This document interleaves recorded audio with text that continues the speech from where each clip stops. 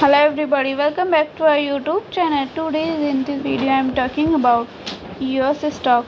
In this video I am talking about stock pros and cons and technical analysis and latest news about it. Stock it's trading at 18.15 US dollar with 0.30% negative in a day. We can easily see stock was volatile for a day. The volume of stock was recently at all-time low, so the fundamental stock is not better for today. Before buying and selling the stock, please consult your financial advisor. Today's video is done. Thanks for watching. Please subscribe my YouTube channel and like the video, and also comment all related queries.